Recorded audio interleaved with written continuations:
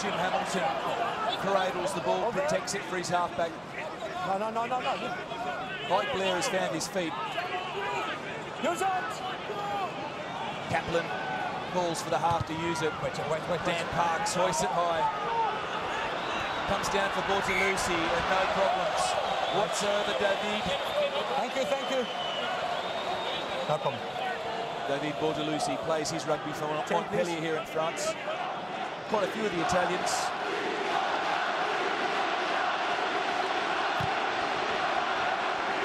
Got a great boot on him. Well, they're familiar with these stadiums, familiar with these conditions, having played their rugby in this part of the world.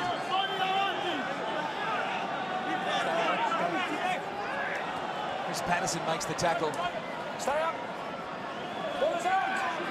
So Scotland have it. Ross forward. Once again, it's at the back. The Italians pile on the pressure.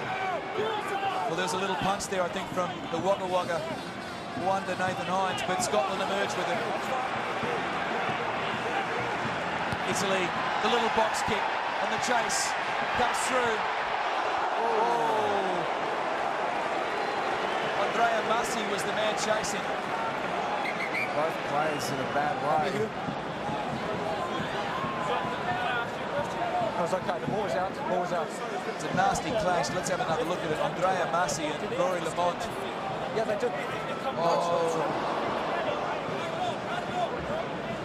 You can't say that Andrea Massi was deliberate there. We'll be back in a moment. What worries me about the Rory Lamont situation, he came down on his neck, and they have got the stretcher out. They called immediately for the paramedics, and that's not a good sign. The Italian did cop a knee in the ribs in that clash, certainly nowhere near as severe as Lamont's injury. There's the Italian in the foreground. In the background, yeah, Massi will be okay. Lamont, well, that's a good sign. It's a better sign for Rory Lamont. Did you see Andrea Massi cop a little left jab from his trainer just to make sure that he had his mind on the job? It's just a bad accident, really. And Lamont, Lazarus, he's back. Had the stretcher out. Well, it looked bad, but all is well that ends well. And all is well for the Italians because they have the throw into this line out and the lead on the scoreboard. A quarter of this match gone. No problems there at the back. So the ideal platform for the Azzurri.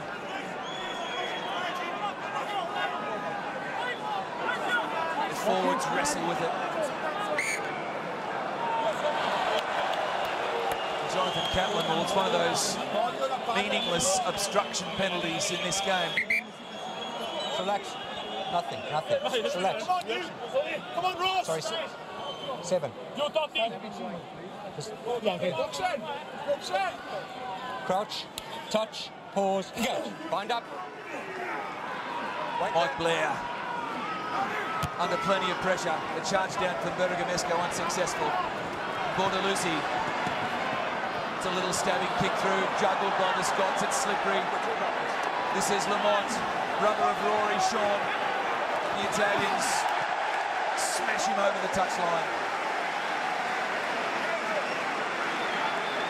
Well, it's just about to question Bortolucci's tactics there. It looked like a funny sort of rubber kick to put in, but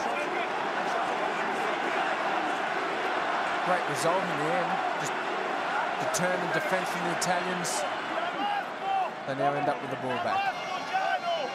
These sides have met 4 times since the last Rugby World Cup. It's 2 apiece. So the Italians certainly no easy beats. Castro Giovanni finds his mate Perugini.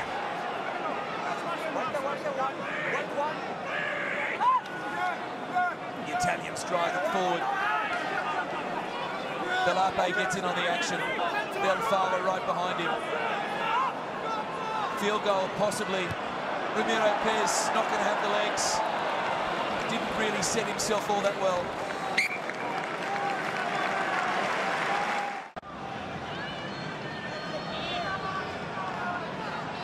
So the Scots will send this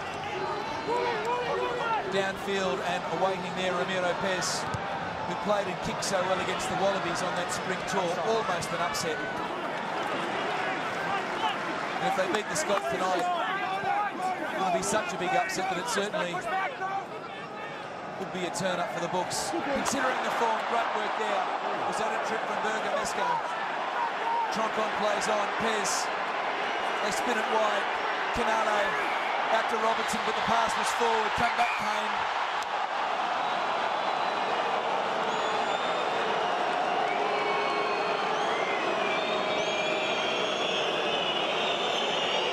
Sorry? Let's have a look here. Parks. Did you get anything? I think a little dart. Could have been a 12. That's a good old-fashioned trip. Oh, look at that again. Phil Vickery was nailed for a trip in the first match England played against the USA. That pass was forward. It was forward. I tell you what, it was good to see Kane Robinson open up the lungs. He can move. Look quick. Crouch. Touch. No, no. Okay. Kane Robinson, one of two New Zealand-born players in this Italian side. Paul Griffin on the bench. Let's go again, same ball. The Italian scrum, definitely one of their strengths. The side made up of 3 Argentinians, a South African, and a New Zealander in this scrum, so that probably gives you a fair idea in terms of where they get the personnel for such a strong scrum.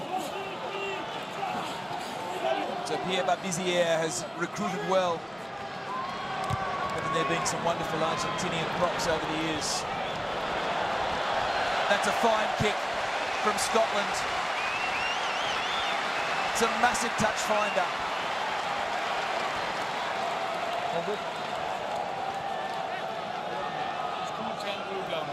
Bortolucci could do nothing but watch it roll into touch. Yeah, absolutely perfectly weighted kick.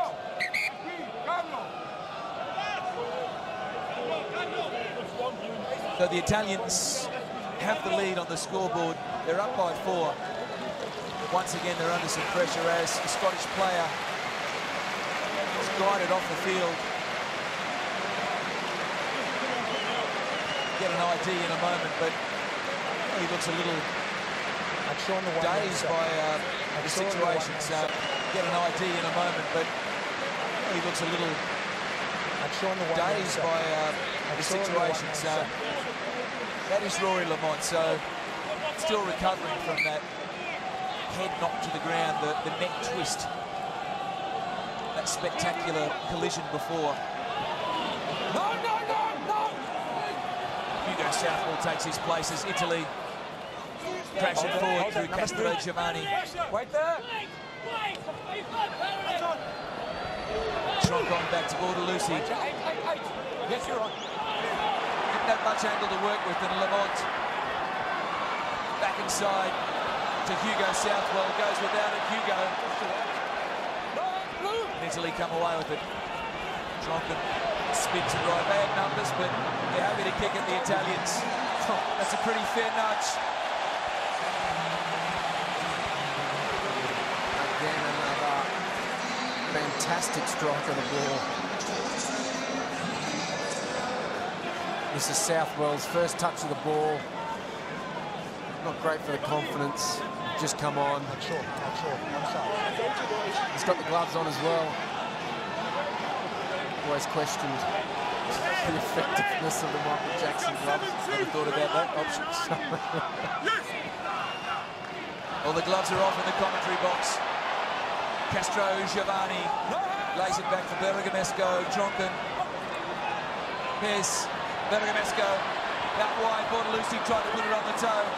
It's picked up by the Italians, and Chewy does well to get it back inside to Jim Hamilton.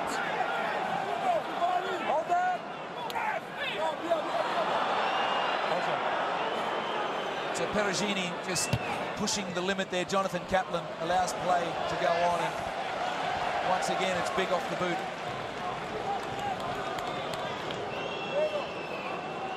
Dan Parks playing in the 10 for Scotland this evening, the Sydney-born Glasgow Warrior player. You can see why Frank Haddon opted to go with Dan Parks, given the conditions, his kicking game has been fantastic so far. He's already scored 66 points for the Scots in a handful of matches. Well, it came loose in that breakdown. There were hands. Thank you, Mr. Kaplan.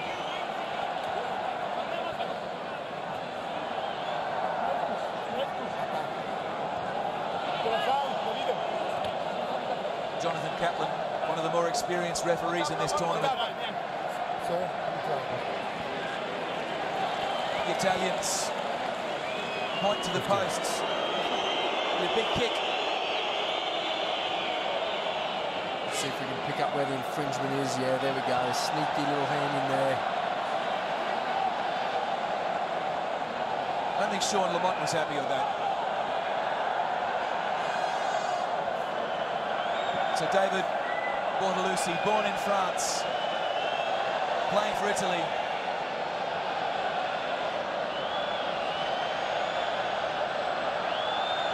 Still playing his rugby in France for Montpellier. The trademark toss, the blade of turf to assess the wind. This will be quite a significant roost if he can manage to get the distance and the direction. Well, he got the distance, but the direction was wayward. He's definitely got a big boot on him. I mean, that kick was off two. That kick was off 2 steps.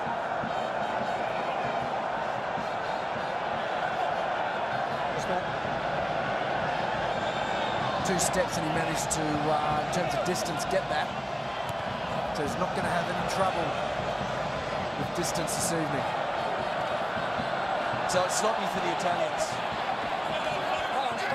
Marcy takes it forward. Certainly has got a big boot, Bortolussi. We've seen it this evening in general play and off the kicking team. Perugini plows into the ruck. Bortolussi once again. Oh, that's more a clever kick. And well, the touch judge decides in favour of Scotland there, and will come back for the line out. Gee, it looked close. I'd love to have another look at this, because one, the touch judge was about 20 metres away. Well, you can't really see from that. Well, on the line is out. I think it is. Well, yeah, it is. Thanks. I don't think it is, it is. No, he knows it is. He's watched many balls bounce across the touch line. Ben June in his days with the Wallabies. Get outside! No, 5! Certainly well aware of that rule, and the Scots driving forward.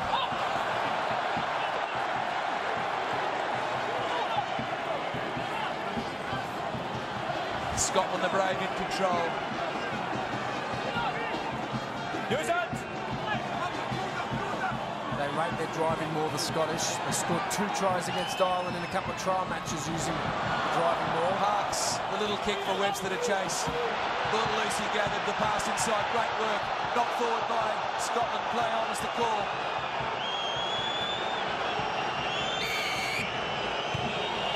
Dangerous. So the advantage being played, was there a player tackle without the ball? Yeah, there definitely was. Parks, as he came through, I don't know if it was intentional. I don't want any more. There's been a couple of marginal ones in the air. Please speak to your players. Yeah. When a man is in the air, just be careful. Yes. Okay? Please have a word.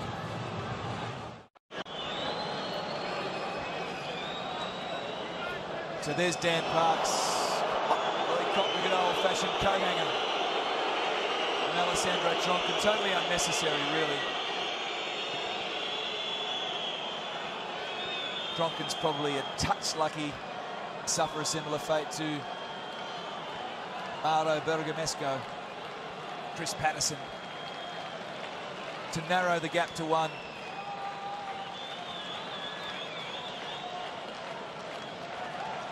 A hush from the crowd.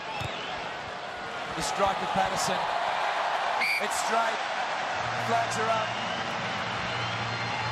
And the Scots trail by only 1 now. Just over half an hour gone. Stade Etienne. Great little run there from Bortolussi. Found some support. In the end, though, indiscretion meant that Scotland could sneak away a quick penalty. So our instinct was that this match would be close. Certainly proven to be the case.